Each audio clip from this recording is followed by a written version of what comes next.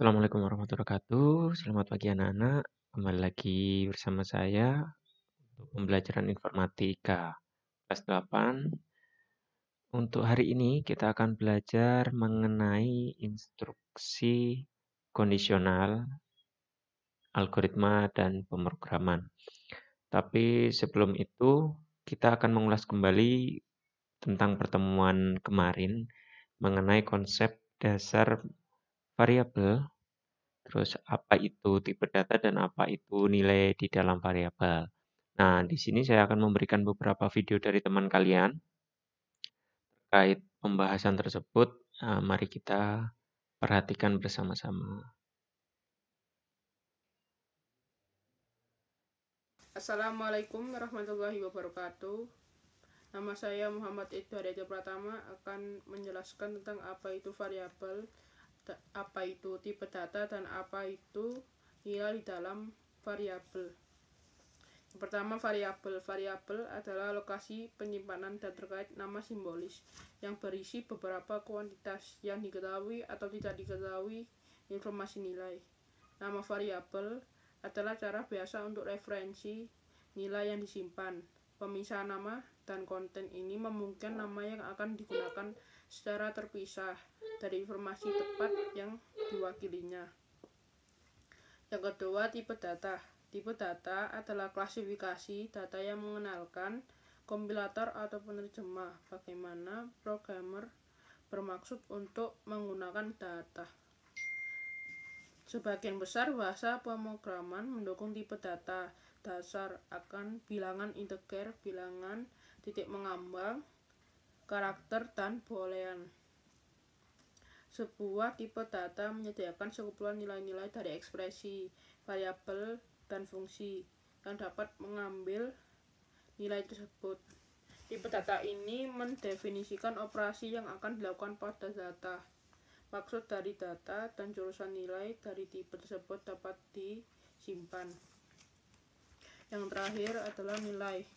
Nilai adalah besaran dari tipe data yang sudah terdefinisi tipe data dasar atau tipe bentukan.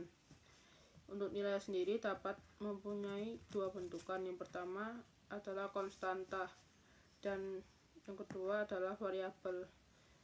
Dan sekian, terima kasih. Assalamualaikum warahmatullahi wabarakatuh. Hai Pak, saya hari ini akan menerangkan apa sih variabel itu dan apa sih tipe data, dan satu lagi apa sih nilai dalam variabel itu. Variabel adalah sebuah tempat penyimpan data di mana data ini bisa dirubah-rubah sesuai kebutuhan. Tipe data dapat dibagi dalam beberapa jenis, misalnya tipe dalam numerik, alphanumerik, ataupun boolean. Tipe data numerik adalah semua data yang dalam bentuk angka dari 0 sampai mungkin 100 atau 1000. Sedangkan tipe data alphanumerik adalah semua data dalam bentuk huruf dari A sampai Z dan semua emoticon. Tipe data boolean adalah tipe data yang menunjukkan suatu kondisi, biasanya disebutkan dalam bentuk kondisi true atau benar atau kondisi false atau salah. Nilai dalam variabel adalah suatu data yang tersimpan dalam variabel itu sendiri. Nilai ini bisa berupa dalam numerik, alphanumerik, ataupun boolean. Terima kasih Pak. Dah. Assalamualaikum warahmatullahi wabarakatuh. Perkenalkan, nama saya Alif Muawala, kelas 8B, nomor absen 4. Di sini saya akan menjelaskan tentang apa itu variabel, apa itu tipe data, dan apa itu nilai di dalam variabel. Oke, untuk pertanyaan yang nomor pertama, apa itu variabel? Variabel dapat dijelaskan di dalam matematika, penelitian, dan juga pemrograman. Di dalam matematika, variabel memiliki arti sebuah simbol yang melambangkan suatu kuantitas di dalam ekspresi matematika dan juga sering digunakan di dalam berbagai bidang ilmu pengetahuan. Kalau variabel di dalam penelitian memiliki arti sebuah objek dalam penelitian yang bisa berubah-ubah nilainya. Oke. Untuk variabel di dalam pemrograman mempunyai arti sebuah tempat yang digunakan untuk menampung data atau juga bisa disebut konstanta di dalam memori yang mempunyai nilai yang dapat berubah-ubah selama proses pemrograman. Oke, lanjut untuk pertanyaan yang kedua. Apa itu tipe data? Tipe data adalah klarifikasi data. Tipe data adalah klarifikasi data yang mengenalkan kompilator atau penerjemah bagaimana programmer bermaksud menggunakan data. Oke, lanjut untuk pertanyaan yang nomor 3. Apa itu nilai di dalam variabel? Nilai di dalam variabel adalah proses pemberian nilai dan juga bisa disebut dengan assignment. Dan tanda titik 2 sama dengan disebut dengan operator assignment dalam Pascal. Oke, sekian presentasi dari saya. Wassalamualaikum warahmatullahi wabarakatuh. Oke anak-anak, jadi dari penjelasan teman-teman kalian kita dapat menarik kesimpulan bahwasanya untuk variabel itu adalah ini ya. Kalau saya menangkap dari teman-teman kalian, lokasi atau tempat penyimpanan data. Nah, ini untuk pengertian dari variabel itu sendiri di dalam pemrograman. Nah, untuk yang kedua adalah tipe data. Tipe data kalau dijelaskan sama teman-teman kalian tadi adalah klasifikasi ya. Klasifikasi atau jenis data itu sendiri. Nah, di dalam pemrograman ada contoh-contoh tipe data, banyak sekali. Kalau angka itu dituliskan dengan tipe data, biasanya disebut numerik. Ini tergantung dari program yang dipakai nanti apa ya. Bisa bahasa Pascal, bisa bahasa C++ atau yang lainnya. Terus ada juga char, itu sebagai tipe data karakter. Ada juga boolean. Nah, boolean ini nanti bernilai benar atau salah. Jadi di dalam tipe data ini hanya ada dua nilai yaitu ya atau tidak, atau true atau false. Nah, sedangkan char ini berisi untuk semua karakter yang ada di komputer, baik huruf, angka, atau apapun. Tapi di sini tidak bernilai atau karakternya tidak bisa dijumlahkan dengan aritmatika, perhitungan aritmatika. Kalau numerik itu hanya khusus untuk angka dan bisa dilakukan operasi aritmatika. Yang terakhir adalah nilai dalam variabel. Nah, nilai dalam variabel itu apa? Yaitu adalah data yang tersimpan di dalam variabel. Nah, lebih jelasnya saya akan contohkan dalam contohnya seperti ini. Misal, saya punya variabel A, ini bertipe data numerik, jadi harus angka ya. Jadi, variabel A dengan tipe data numerik berisi nilai 1. Nah, di sini. Ini coba saya pindah ke atas. Oke. Nah, yang dimaksud dari variabel itu yang mana? Nah, ini. Variabel adalah A ini. Oke. Sekarang tipe data yang mana? Tipe data itu yang ini. Numerik. Ini adalah tipe datanya. Jadi tipe datanya itu adalah numerik atau nanti harus diisi dengan angka. Nah, untuk angka 1 di sini ini adalah nilai di dalam variabel itu. Ya. Jadi variabel itu adalah A ini. Dia adalah lokasi tempat penyimpanan data. tipe data adalah numerik. Jadi data yang akan dimasukkan ke variabel itu harus angka. Nah, data yang dimasukkan atau nilai dalam variabel itu bernilai 1. Nah, sampai sini apakah sudah paham? Nah, sekarang saya punya pertanyaan. Bagaimana kalau saya buat variabelnya seperti ini? Saya punya variabel B dengan tipe data numerik. Nah, di sini saya berikan nilainya untuk variabel B itu dengan huruf A. Oke. Ya.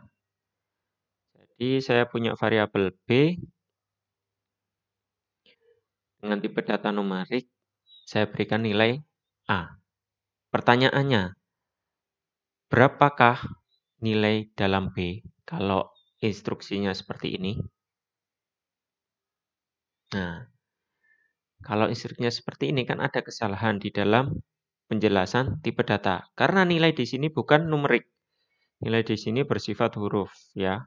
Jadi harus dimasukkan ke karakter harusnya. Kalau ini dijalankan di suatu program, seharusnya yang terjadi adalah ini. Error. Ya. Jadi ketika ada inisialisasi atau pengenalan variabel dengan nilai A, padahal tipe datanya numerik akan error. Kenapa? Karena tipe data ini hanya berisi untuk angka dan harus angka. Kalau di luar itu dia akan error seperti itu. Ya, ini penjelasan secara singkat saja mengenai variabel, tipe data dan nilai variabel. Sekarang saya akan memberikan operasi aritmatika terkait tipe data dan variabel dan juga nilai di dalam variabel. Ini saya hapus dulu. Oke. Sekarang seperti ini. Misal, saya punya variabel A sama dengan 1. Oke. Atau 2 aja, atau 3. 3 aja. Nah, sekarang saya juga punya variabel B. B di sini saya definisikan dengan A ditambah 7. Nah, sekarang pertanyaannya, berapa nilai B?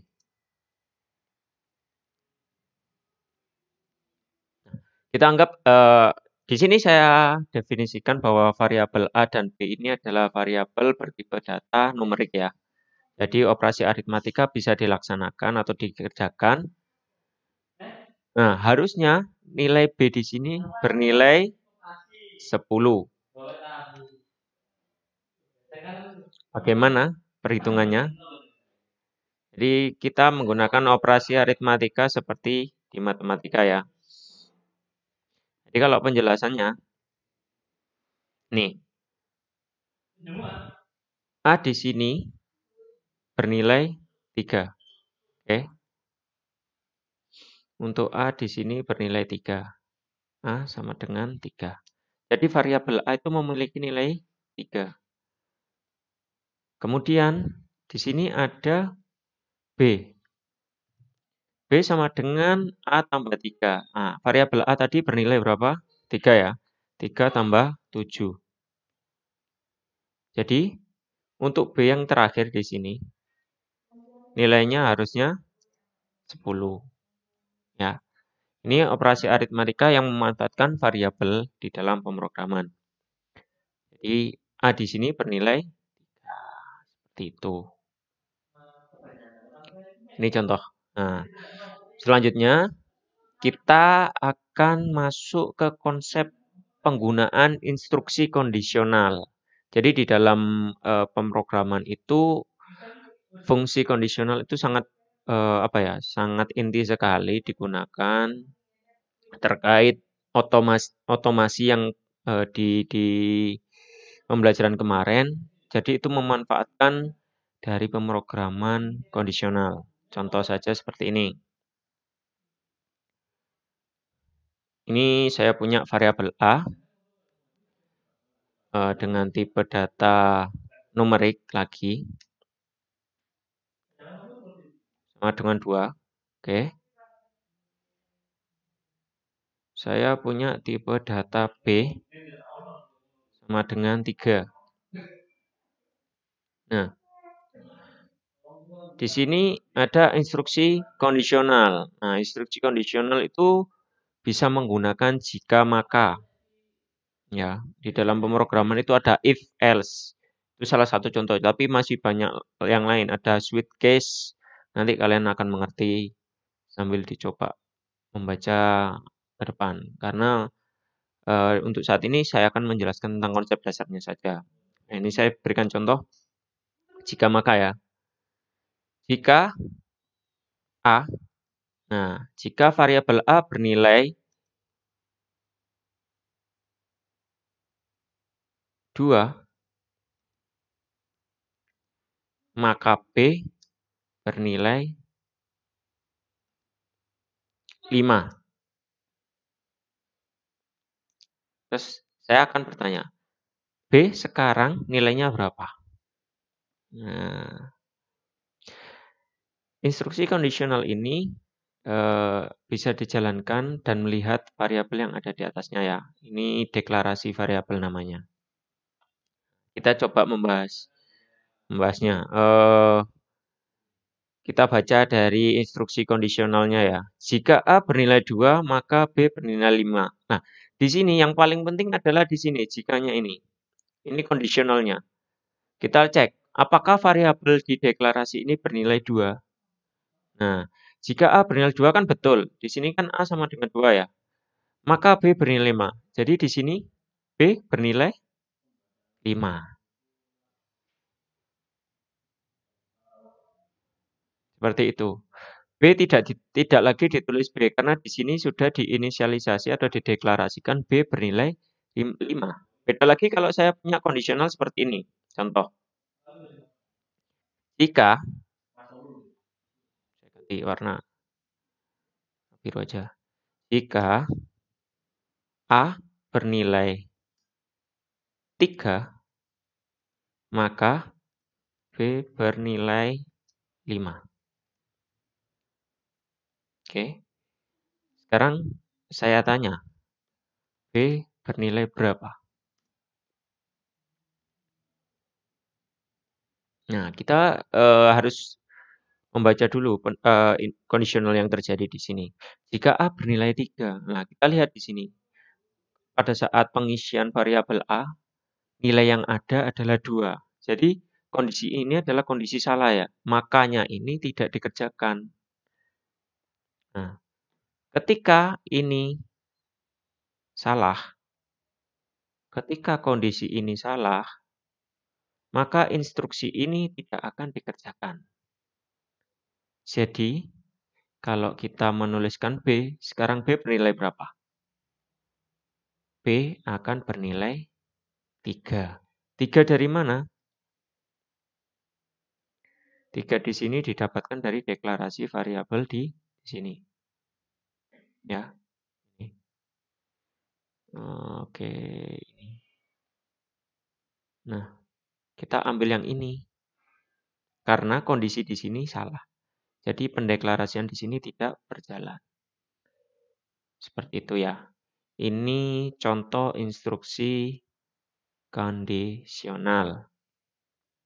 Nah, di dalam sebuah robot ataupun sensor, nah itu mereka memanfaatkan logika-logika kondisional seperti ini. Contohlah di Google Car, Smart Car itu ya, yang bisa jalan secara otomatis tanpa menabrak. Nah, contoh yang terjadi sebagai kecerdasan buatan yang dibuat dari sana, yang paling sederhana adalah jika mobil tersebut dalam jarak 5 meter. Ini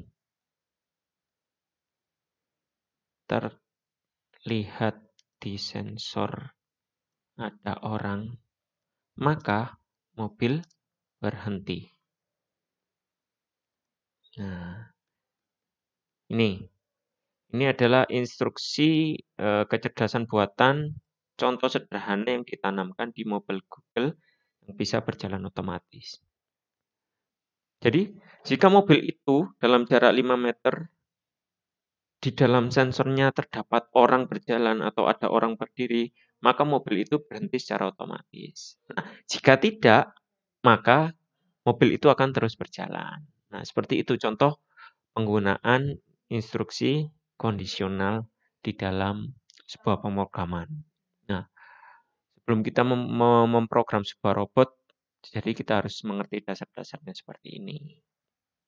Nah, apabila ada pertanyaan untuk pembelajaran instruksi kondisional ini, silakan nanti bertanya di komentar atau chat melalui WhatsApp ke saya. Ya, untuk tugasnya, nah, sekarang saya akan membuatkan sebuah pertanyaan.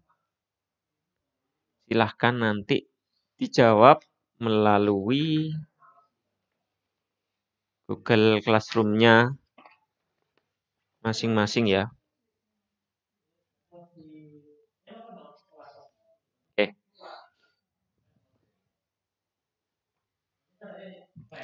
Saya akan memberikan 2 pertanyaan.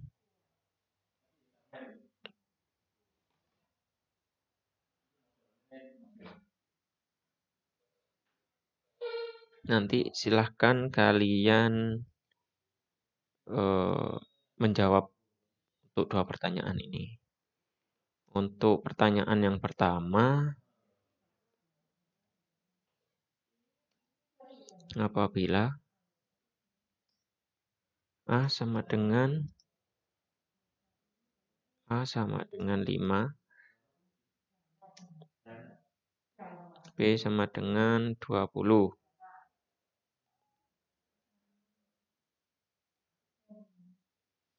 B sama dengan 20. Jika diberikan instruksi A sama dengan B, B sama dengan A,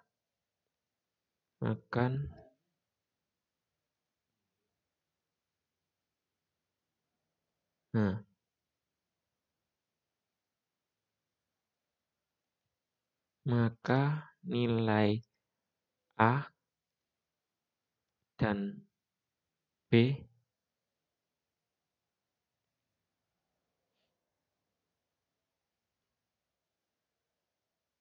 berapa? Oke, pertanyaan yang kedua.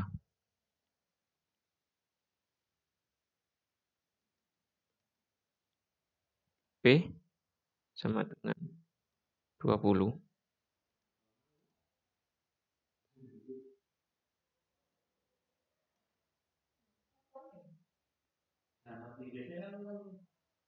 P sama dengan P plus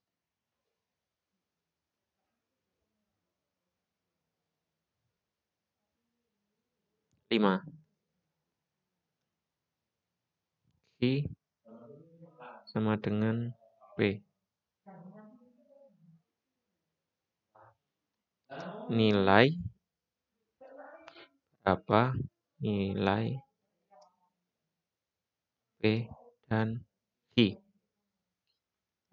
Oke. Silakan dikerjakan. Nanti hasilnya silakan dikirimkan ke Google Classroom-nya masing-masing. Nilai ini nanti saya anggap sebagai nilai keaktifan kalian untuk memperhatikan pembelajaran hari ini. Nah,